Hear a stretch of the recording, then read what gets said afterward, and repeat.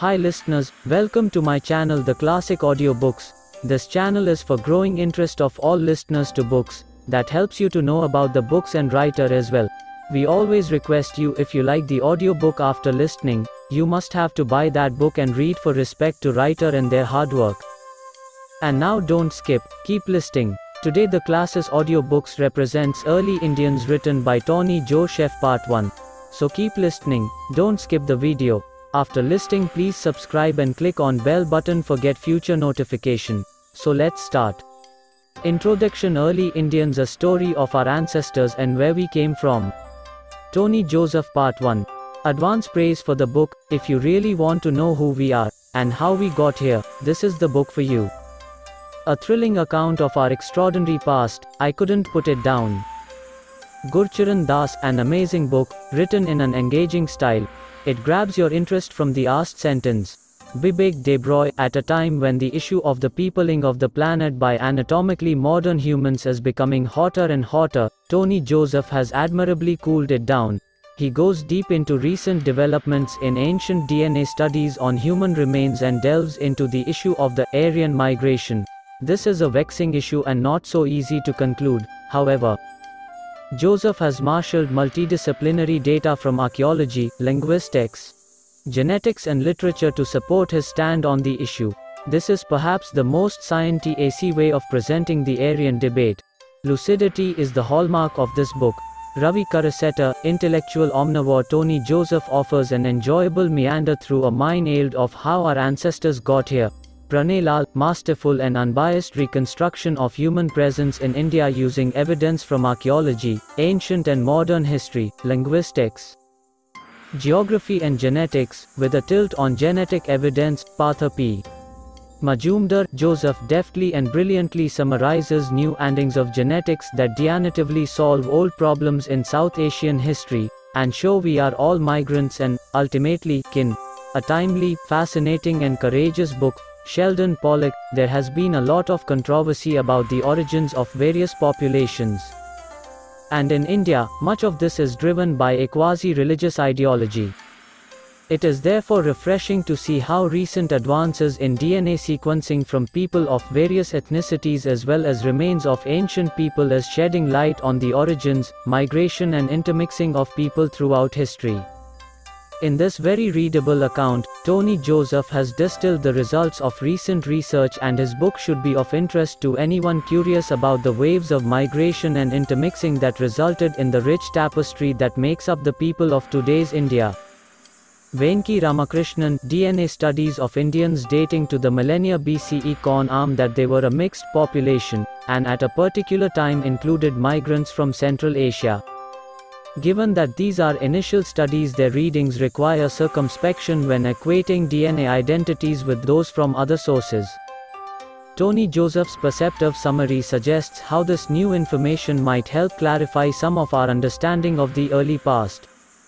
Romila Thapar. Tonny Joseph's book provides a remarkably accessible overview of the early stages of ancient Indian history, starting with the immigration from Africa of current humans to the age of the Vedas.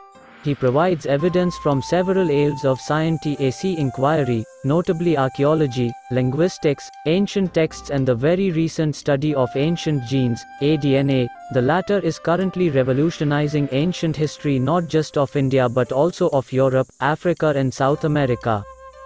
Accordingly, T. Josheph lays to rest the question about the origins of the so-called Indo-Aryans and their settlement in ancient India, which has basically been politically motivated, especially for the past 40 years.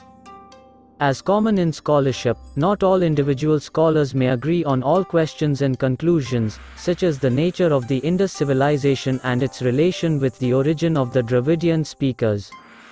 However, anally, a firm basis for writing the history of ancient India is laid. The various sciences, in the end, lead us from darkness to the light of insight.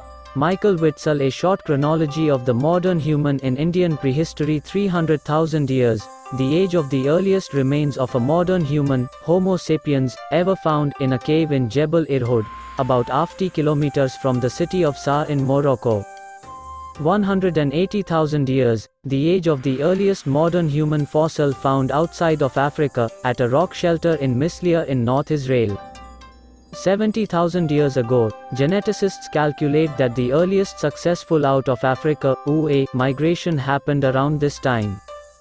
This migration was termed successful because these migrants are the ancestors of all of today's non-African populations. Earlier modern humans outside of Africa have not left a lineage that is detectable today.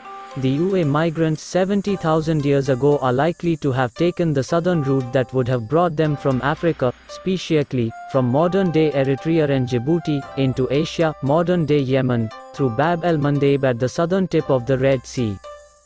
65,000 years ago, the migrants reach India and are faced with a robust population of archaic humans. They perhaps take both an inland sub-Himalayan route and a coastal route, to keep themselves out of the way of other Homo species in the subcontinent who dominated central and southern India, and then move across the Indian subcontinent into Southeast Asia, East Asia and Australia. 60,000 to 40,000 years ago, the descendants of the migrants populate Central Asia and Europe over this period. 40,000 years ago, Neanderthals go extinct in Europe, with the Iberian Peninsula in southwestern Europe, modern-day Portugal and Spain, being their last refuge and stand. 45,000 to 20,000 years ago, the first Indians, the descendants of the migrants in the subcontinent, start using microlithic technology, and their population increases dramatically in central and eastern India. South Asia becomes the place where most of humanity lives. Modern humans move into what would have been long-established refuges of other Homo species in southern and central India. 16,000 years ago, 14,000 BCE, modern humans reach the Americas, the last major continent to be settled in by modern humans, after crossing Beringia, the land bridge between Siberia and Alaska. 7,000 BCE, in a village that is today called Mehrgarh, at the foot of the Bolan Hills in Balochistan, a new agricultural settlement begins that would ultimately become one of the largest habitations of its period between the Indus and the Mediterranean. 3000 BCE, migration of Iranian agriculturists from the Zagros region to South Asia leads to their mixing with the descendants of the first Indians sometime during this period. Geneticists estimate the mixing to have taken place at least by 4700 BCE to 3000 BCE. 2600 BCE, the Mehrgarh site shows evidence for cultivation of barley and wheat, and increasing consumption of domesticated animals. The site was abandoned somewhere between 2600 BCE and 2000 BCE. By then agricultural settlements had spread all across northwestern India, in the Indus and Ghaggar-Hakra river valleys and in Gujarat. 7000 BCE, from around this period there is evidence for rice harvesting and sedentary settlement at Lahuradiva in the Sant Kabir Nagar district of Uttar Pradesh in the upper Ganga plain. The chronology of transition from harvesting wild rice to cultivating domesticated rice is not yet certain, but there is no doubt that Lahuradiva indicates experiments in agriculture were taking place at several places in South Asia around the same time and that Mehrgarh was not an isolated case. 5500-2600 BCE, the early Harappan era, which witnesses early agricultural settlements growing into towns with their own unique styles, such as Kalibangan and Rakhigadi in India and Banwali and Rahman Deri in Pakistan. 3700-1500 BCE, evidence of early agriculture starts to appear in different parts of India: eastern Rajasthan, southern India, the Vindhya region of central India, eastern India and the Swat Valley of Kashmir. 2600-1900 BCE, the mature Harappan period, which sees many sites being newly built or rebuilt, and many existing sites being abandoned. There is also a visible and higher level of standardization across the region, with a common script, seals, motifs and weights. The transition from the early Harappan to the mature Harappan phase happened over 4 or avenue generations, or 100 to 150 years. 2300-1700 BCE, the period of the Bactria Marjana Archaeological Complex, BMAC, a civilization centered on the Oxus River, also called Amu Darya, and covering today's northern Afghanistan, southern Uzbekistan and western Tajikistan. The BMAC had close trade and cultural relations with the Harappan civilization. 2100 BCE, a southward migration of pastoralists from the Kazakh steppe towards the southern Central Asian regions that would today be called Turkmenistan, Uzbekistan and Tajikistan. The migrants make an impact on the BMAC, but mostly bypass it and move towards South Asia throughout the second millennium BCE, as listed below. 2000 to 1000 BCE. 2000 BCE, two major waves of migrations with their origin in China, after it had gone through the farming revolution and the resultant population surge, reshaped Southeast Asia. The last one brings Austroasiatic languages, new plants and a new variety of rice to India after 2000 BCE. 2000 to 1000 BCE, multiple waves of steppe pastoralist migrants from Central Asia into South Asia, bringing Indo-European languages and new religious and cultural practices. 1900 to 1300 BCE, the late Harappan period that sees the decline and eventual disappearance of the Harappan civilization, primarily due to the effects of a long drought that affected civilizations in West Asia, Egypt and China as well. Introduction: How we, the Indians, came to be a story of our ancestors, the early Indians, who came from Africa, West Asia, East Asia and Central Asia and made this land theirs over the last 65,000 years. But have you ever considered how fast you are really moving when it seems you are not moving at all? Professor Andrew Fracknoy, astronomer. Things are often not what they seem. As you read this sentence, perhaps sitting in a comfortable chair in your study, you would probably consider yourself at rest. But you are really not, because the Milky Way galaxy of which you are a part is moving through space at 2.1 million kilometers an hour. And that is without taking into account the effects of the Earth's rotation on its own axis, 1,600 kilometers an hour at the equator and 0 at the poles, its orbiting around the Sun, 107,000 kilometers an hour, and the Sun's journey around the Milky Way, 792,000 kilometers an hour. So in the roughly 20 seconds that it would have taken you to read the paragraph above, you have already moved thousands of kilometers without even knowing it. Each successive discovery that led to the calculations above, that the Earth is just one of many planets circling the Sun, that the Sun is just an average, middle-aged star in the Milky Way galaxy, that the galaxy itself is just one of at least 100 billion galaxies, made some humans feel a little smaller while the wiser ones felt a new sense of awe at the size and majesty of what we are all a part of. And this is true not just in a cosmic sense, but in a biological sense as well. Ever since Darwin shocked humanity a century and a half ago by formulating the theory of evolution and suggesting that our closest living relatives could be chimpanzees, every subsequent discovery has gone on to destroy the special status we had generously given ourselves previously. First, we thought that when we, the modern humans or Homo sapiens, arrived on the scene, there was a sudden and appreciable difference in the kind of tools that were being made, as well as an efflorescence of artistry and abstract thought. Now we know that all that was conceit, and that the tools made by us and those made by our closest evolutionary cousins Homo erectus, Homo neanderthalensis, Denisovans, were often indistinguishable from each other and that there was no watershed moment. All these extinct members of the Homo species, Homo sapiens being the only surviving member of the Homo family today, also had large brains like us. In the past decade, we even learned that they were close enough to Homo sapiens genetically for us to have mated with them and produced children who grew up to be fertile. We know this because all non-African Homo sapiens today carry about 2% Neanderthal genes in their DNA.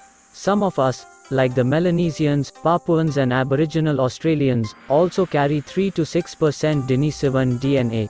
Because of this genetic inheritance, we may call them our ancestors, but it is perhaps more reasonable to see them as our evolutionary cousins with whom Homo sapiens did dally. Biologically, we are just a part of a gradual continuum of evolution, with chimpanzees sharing 96% of Homo sapiens DNA. And the emergence of Homo sapiens itself was not a single, dramatic episode. It was a slow process, involving several beginnings and intermixing of various members of the Homo species, all of them now extinct. For the small-minded among us, this would be a forgettable, if not an unacceptable, fact. For the rest, this would be yet another reason to appreciate the life around us, and wonder at the unity that binds all life together so tightly. What applies to cosmology and biology applies to our history as well. In the rather short history of Homo sapiens, just around 300,000 years. Compared to the 3.8 billion years that there has been life on Earth, each of our tribes, clans, kingdoms, empire and nations have considered themselves to be of superior status. Some thought that they were the children of a special god, others that they were the chosen people, and still others that they were divinely ordained to rule over everyone else. People also thought that the spot of earth they occupied was at the very center of it all, for example, the Middle Kingdom of the Chinese or the Midgard, Middle Enclosure, of Norse mythology. The new nationalisms of the 18th and 19th centuries built on all these ideas to make everyone believe that the newly created nations they belonged to were inherently superior to all other nations, and that they had always existed, from time immemorial. In fact, time immemorial is the phrase we hear most often when we try to grasp our deep history. None of these beliefs are true, of course. No human community is of exceptional status relative to others. None are children of God, or chosen people, unless all are, and none of us live upon the center of the earth any more than we live on its periphery, since we live on the surface of a globe. Nations as we understand them today are no older than a few centuries, and we are all interconnected, genetically, culturally and historically, far more than we imagine, and even time immemorial, it turns out, can increasingly be pinned down, dated, analyzed and grasped, and when we do that, we get a far better understanding of our society and culture, and what went into their making. Would this be upsetting to some? You bet. It is like being told the secrets of the magician who held you spellbound in your childhood. When you learn his secrets, you can either bemoan your lost innocence and the ruined charm of the magic, or you can revel in your new knowledge, the clarity it brings to many things and the possibilities of what you could do with it. This book is betting that you, dear reader, are of the second kind. In the chapters that follow, we will be looking at how and when modern humans, or Homo sapiens, first arrived in India, what evidence they left behind for us to see, who their descendants are today, who else followed them as migrants to this land of ours, how and when we started farming and building the world's largest civilization of its time, when and why this civilization declined, and what happened next. This book is about prehistory, and prehistory is about the period that comes before history. History begins when writing begins and places and individuals come alive before us, with their own names and, sometimes, recognizable stories. In prehistory there are no written records and hence we cannot know for sure the names of people and places or the stories of individuals. But, to some extent, we can work out what the life of people might have been like back then, using other kinds of evidence. The evidence in prehistory comes from fossils, archaeological excavations of ancient human settlements, various objects made by humans, like tools, and, increasingly importantly, the DNA of both ancient and present-day individuals. So where does India's prehistory end and history begin? This is a tricky question because we have written records on seals and tablets from the Harappan civilization that thrived between 2600 BCE and 1900 BCE, so in a sense we can say that is when our history begins and prehistory ends. But we have not yet deciphered the Harappan script and, therefore, have no knowledge of what is written in those records, so that period falls outside of history and within prehistory. But then, we do have some references to the Harappan civilization in the contemporary records of the Mesopotamian civilization in West Asia, so that makes it part of history again. It is this ambiguity that prompted some historians to use the label proto-history to describe the period between prehistory and history. In this book, we will come right up to the tail end of the Harappan civilization and a few centuries after that, leaving the rest for another book, perhaps. Why this book now? There is a reason why this book could have been written only now and not earlier. It is because our understanding of deep history has changed dramatically in the last avenue years or so. Large stretches of our prehistory are being rewritten as we speak, based on analysis of DNA extracted from individuals who lived thousands or tens of thousands of years ago. Many facts that we took for granted have been proved wrong, and many questions left dangling in the air as historians, archaeologists and anthropologists argued it out among themselves have been given convincing new answers, thanks to the recently acquired ability of genetic scientists to successfully extract DNA from ancient fossils and then sequence it to understand all that bound people together, or distinguish them from each other. If technology had not matured to the level it has, scientists would not have been able to make the discoveries they are making today. And if it were not for their latest findings, our prehistory would have remained as vague and contentious as earlier, and this book would not have been written. Just to get a sense of the speed at which things have moved, consider this: when work on this book began 6 years ago, we did not know who were the people of the Harappan civilization or where their descendants had gone, but now we do.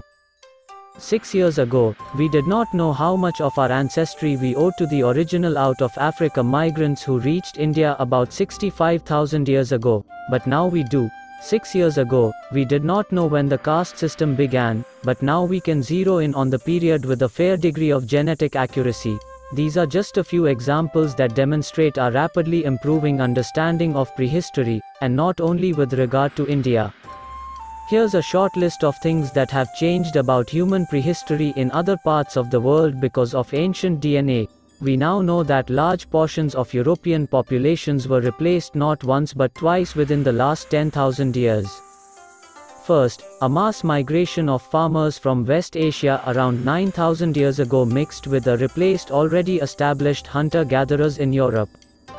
And then a mass migration from the Eurasian steppes about 5,000 years ago mixed with the replaced the then existing population of European farmers. In the Americas, we now know that Native American populations, before the arrival of Europeans, owed their ancestry to not one but at least 3 migrations from Asia. In East Asia, we know that much of the ancestry of people in the region derives from 2 or more major expansions of populations from the Chinese agricultural heartland.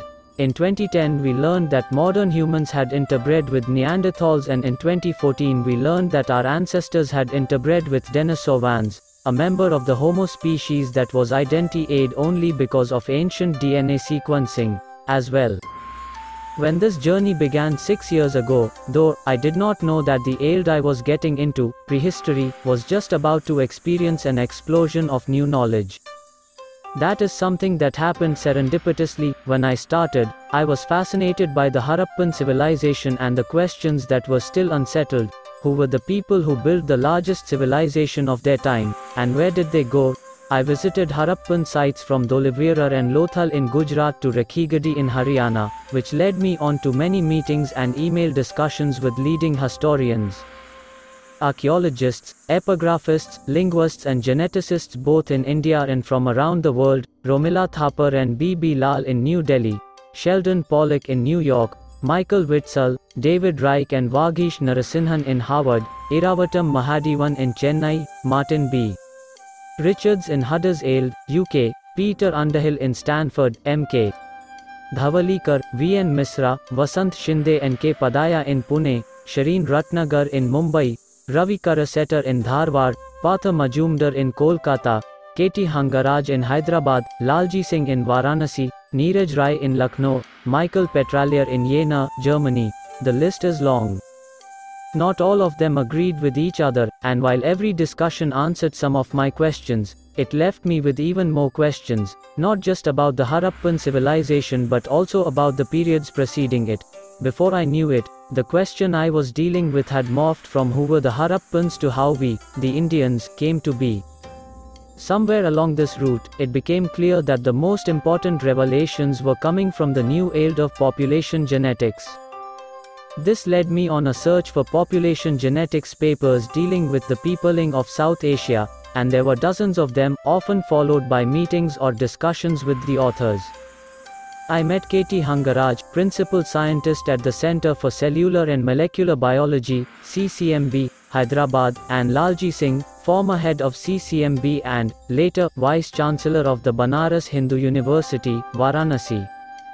This was in 2015 and I was hoping to publish my Asked story about the Harappan civilization and the issue of Aryan migrations 3 based on these conversations and the research.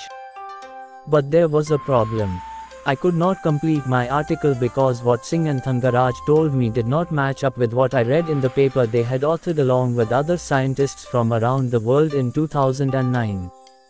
I, therefore, decided to put the story on hold and gain a better understanding of population genetics before writing anything on it. Then, 2 years later, in 2017, I came across a paper titled A Genetic Chronology of the Indian Subcontinent Points to Heavily Sex-Biased Dispersals, co-authored by Professor Martin B. Richards of the University of Huddersfield in the UK along with his team. I read this paper again and again till things started slowly falling in place. I finally got a grip on the issue and could zero in on what was causing the disconnect. The confusion arose because when I met the scientists in 2015, they had put forward a new hypothesis to me that did not agree in their 2009 paper. This hypothesis was that there were no large-scale migrations to India during the last 40,000 years or so. They also said that there were two very ancient populations, one located in North India and the other in South India, and that all of today's populations had descended from the mixing of these two groups, technically given the tags Ancestral North Indian, ANI, and Ancestral South Indian, ASI.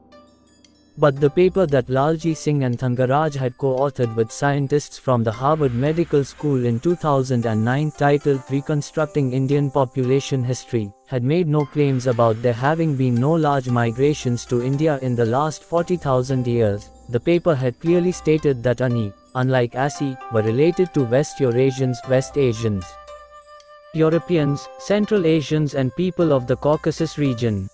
This would have given strong support to the theory that Indo-European language speakers who called themselves Aryans had migrated to India within the last 4,000 years or so, after the Harappan civilization started declining.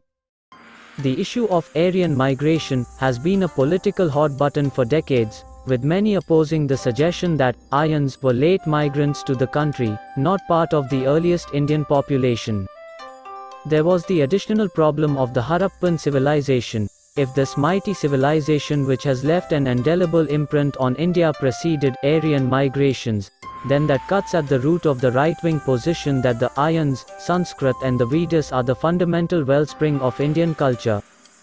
The paper co-authored by Martin B. Richards was published on the 23rd of March 2017 and I found it a week later. I spent the following 2 months reading and rereading tough-to-understand genetics papers from different time periods dealing with the formation of the Indian population, trying to correlate their often contradictory endings with the state of development of population genetics when each of these papers was written, getting in touch with the authors of these papers, many of them doyens of their age with many path-breaking discoveries to their credit, and checking and double-checking the conclusions I was arriving at, and reading more and more papers. On the 17th of June 2017, The Hindu published my article, How Genetics is Settling the Aryan Migration Debate. Here, I explained how DNA evidence supported the theory that Indo-European language speakers who called themselves Aryans had migrated to India from Central Asia around 4,000 years ago. The statements made in that story were reconfirmed in March 2018 by a path-breaking paper written by 92 scientists from around the world, The Genomic Formation of South and Central Asia, and posted in the preprint server for biology, BioRxiv. Reich and T. Thangaraj were among the co-directors of the study. The scale of the study and the fact that it was based on ancient DNA made the endings far more robust and the chronology of migrations far more accurate. My experiences during the writing of this book have taught me that even in the most professional of settings, personal preferences can play a part in how research endings are interpreted. And often it may not be a question of bias, but a genuine belief that the truth might cause harmful side effects and, therefore, needs to be treated cautiously. For instance, there could be a fear that the fact of steppe migrations may reinvigorate old divisions of language and region, just as there might have been a fear among some Indian historians over half a century ago that details of medieval atrocities might cause enmity between different religions. But in reality, holding back the truth cannot heal divisions. It can only cause them to fester underground with even more vigor. Also, no scientist or writer can accurately predict the consequences of a particular truth being withheld. History is made up almost entirely of unintended consequences, so the only reasonable position for any scientist, or any writer for that matter, to take is to let the facts speak, but make sure that no unsupported conclusions are drawn from them. In this case, it is true that there was large-scale migration of Indo-European language speakers to South Asia in the 2nd millennium BCE. You will read more about this in Chapter 4, but it is also true that all of today's population groups in India draw their genes from several migrations to India. There is no such thing as a pure group, race or caste that has existed since time immemorial. Of course, the degree to which the mixing between different populations has occurred differs across regions and communities. So the fact of Indo-European migrations has to be told along with the truth of multiple migrations and large-scale population mixing that happened over millennia. We are today a uniquely Indian civilization that has drawn together many population groups with different migration histories, and its impulses, culture, traditions and practices come from multiple sources, not just one singular source. In the pages that follow, we will use the new endings made possible by ancient DNA as well as the latest fascinating discoveries made by archaeologists, anthropologists, epigraphists, people who study ancient inscriptions, linguists, paleoscientists, scholars of the geologic past, and historians to peel the layers of our ancient past one by one. It is a fascinating story and one that is rarely told. Come along. 1. The first Indians. How a band of out-of-Africa migrants found their way to India, dealt with their evolutionary cousins and a range of environmental challenges, mastered new technology, made this land their own and became the largest modern human population on Earth. If you want to get as close as possible to the lives of the erst modern humans in India, one of the best places to go to is Bhimekar in Madhya Pradesh's Raisen district, about 40 avenue kilometers from the state capital, Bhopal. It is an enchanting place spread over 7 hills and full of naturally occurring rock shelters that are perhaps more imposing and majestic than most man-made residences of the 21st century. There are perennial springs, creeks and streams allied with ash, plenty of fruits, tubers and roots, deer, boar and hare, and, of course, as many quartzite rocks as you need to make all the tools you want. Moreover, the elevation of the hills makes it possible for the residents to keep track of who is approaching them, food or predator, nilgai or leopard. In the world of early humans, this must have been the equivalent of a much sought-after luxury resort. Ever since it was erst occupied some 100,000 years ago, it has never lain vacant for too long, and it is easy to imagine there having been a long waiting list to get in. A place so well liked that millennia after millennia, one or the other Homo species, including our own ancestors, the Homo sapiens, lived and hunted and painted and partied there. Yes, the rock shelters are full of paintings, including some that depict people dancing to drum beats. The paintings are not well dated, so it is quite likely that most of them, though not all, were made within the last few thousand years, rather than many tens of thousands of years ago. But there are a few petroglyphs, or rock carvings or markings, that could be the earliest evidence of art created by members of the Homo species anywhere in the world, a few perfect cupules, small cup-like depressions, with lines beside them. But do we know exactly when the erst modern humans set foot in Bhimekar or, for that matter, in India? The answer to that is a bit complex. First we need to define what we mean when we say erst modern humans in India. The technical meaning of the phrase would be any individual belonging to the Homo sapiens species who set foot in India erst. However, when we say erst modern humans in India, we also often mean to say the earliest direct ancestors of people living in India today. It is important to know that there is a difference between the two. For example, let us say the erst Homo sapiens in India were a group of 30 people in Bhimekar 80,000 years ago. Let us also say that some calamity, like the huge Toba supervolcanic eruption that occurred in Sumatra, Indonesia, 74,000 years ago and impacted the entire region from East Asia to East Africa, directly or indirectly killed off every one of this vast group of modern humans, leaving behind no one to populate the subcontinent. Let us then imagine a second group of modern humans in Bhimbetka around 50,000 years ago, who successfully settled down and leave behind a lineage of people still found in India. Are we referring to the second group when we say the vast modern humans in India? This may look like a matter of semantics, and it is so, in a way, but it has meaningful implications for us when we interpret archaeological or other evidence to understand the history of early Indians. If you ask Indian archaeologists when the vast modern humans arrived in India, at least some of them are likely to put a date that is perhaps as early as 120,000 years ago. But if you ask a population geneticist, that is, a geneticist studying genetic variations within and between population groups, the answer is likely to be around 65,000 years or so ago. This seemingly irreconcilable difference between the two sciences is not necessarily contradictory. When geneticists talk about the vast modern humans in India, they mean the vast group of modern humans who have successfully left behind a lineage that is still around. But when archaeologists talk about the vast modern humans in India, they are talking about the vast group of modern humans who could have left behind archaeological evidence that can be examined today, irrespective of whether or not they have a surviving lineage. Did we really have to come from elsewhere?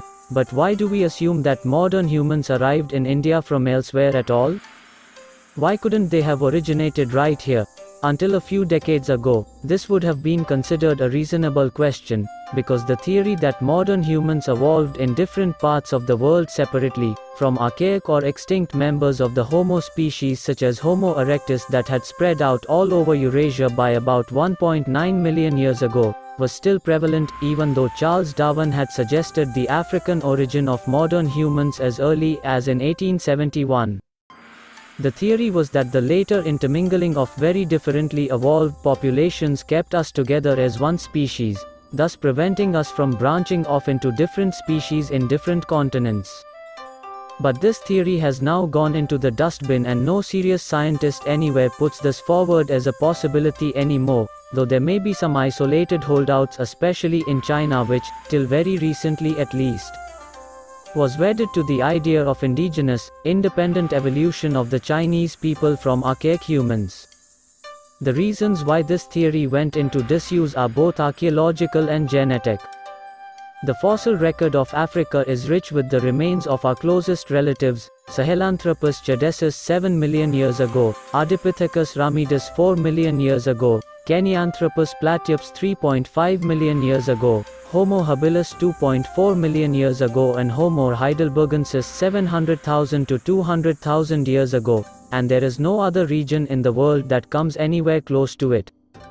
But the clinching argument against multiple origins of humans on different continents is genetic.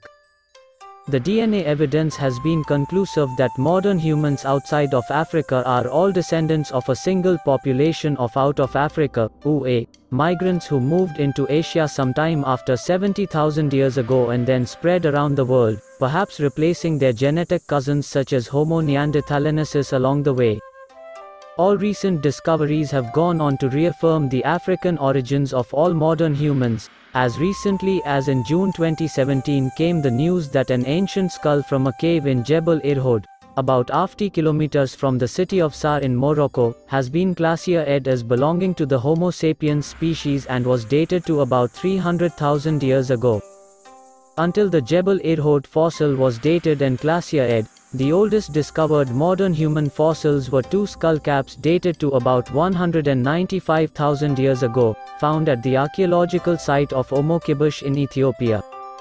So the Jebel Irhoud discovery takes back modern human origins by about 100,000 years and also removes any remaining doubt about where we came from. Though the skull from Jebel Irhoud looks quite like us in its facial traits, the back of the skull is elongated like that of archaic humans, and it also has very large teeth, suggesting that the modern human didn't emerge suddenly and fully formed, but was a work in progress as early as 300,000 years ago. The logic of genetics. But even if you accept that modern humans arose in Africa, how did the geneticists arrive at the conclusion that all non-African populations descend from a single out of Africa migration that happened less than 70,000 years ago? One needs to know a little bit of genetics to follow their argument. Genetics can sound somewhat complex to anyone who hasn't paid attention to it earlier, but it is worth investing a few minutes to get familiar with it. You will be able to follow the story even without a perfect understanding of the mechanics of the science described here, so don't get hassled if the explanations given here are not clear enough. Once you get more familiar with the vocabulary, you can come back and read this part again. So here we go. Almost all the genetic code that humans need is packed into 23 pairs of chromosomes that we all carry inside the nuclei of our cells. There is one exception, and that is the mitochondrial DNA, or mtDNA, which stays outside the cell nuclei. Each person inherits his or her mtDNA exclusively from his or her mother. The father also carries mtDNA passed on by his own mother, but he doesn't pass it on to any of his children, male or female. The 23 chromosomes together with the mtDNA comprise a person's genome. Unlike the mtDNA, each of the 23 pairs of chromosomes in the cell nuclei has one half contributed by the mother and the other by the father. The two chromosomes that make up each pair are similar to each other, carrying similar codes at similar locations, but they are only similar, not identical. The differences between the chromosomes contributed by each of our parents usually amount to about 0.1%. This is the same as the difference between the genomes of any two individuals, on average. These differences arise because of mutations, or random errors that happen especially during cell division, a necessary part of reproduction in living things. These mutations are then passed down through generations, assuming that, on balance, they are not harmful and, therefore, not weeded out by natural selection.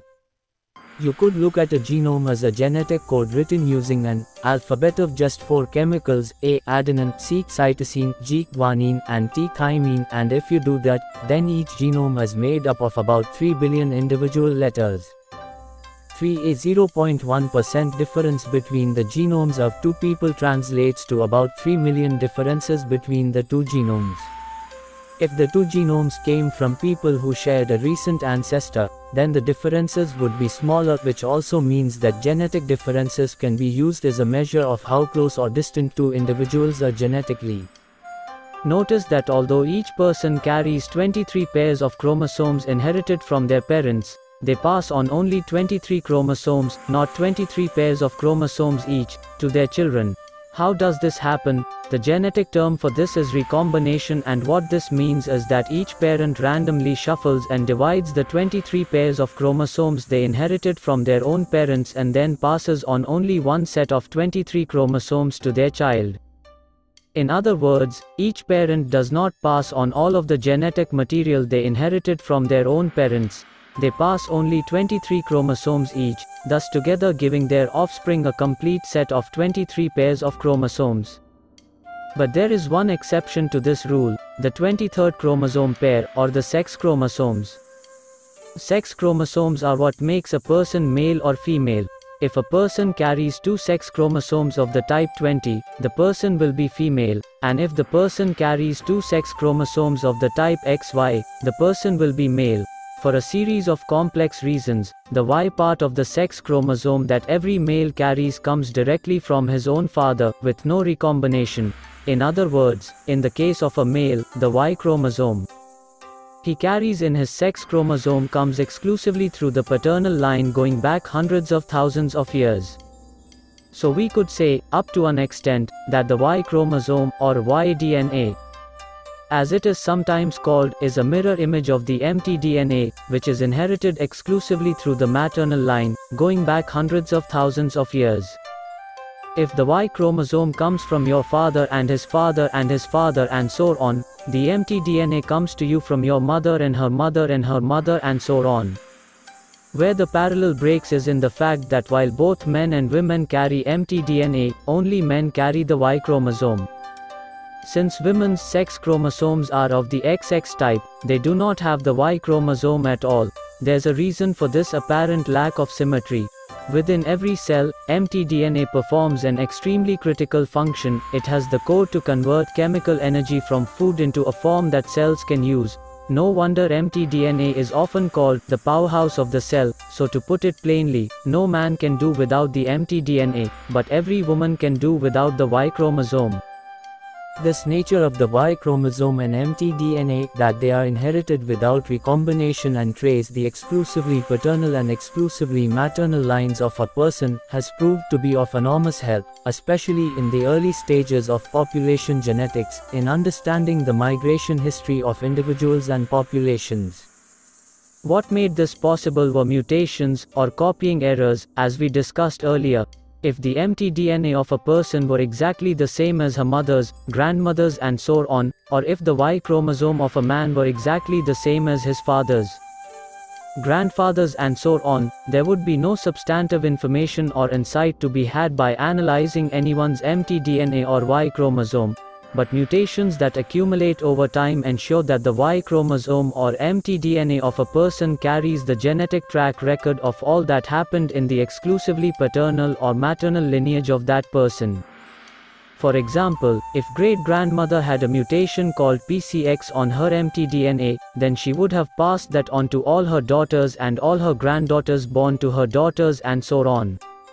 And if you are doing genetic testing of a population in a particular area and come across multiple cases of PCX on the mtDNA, you would be able to create a genetic tree for people with that mutation, and all other mutations that followed since then, if any.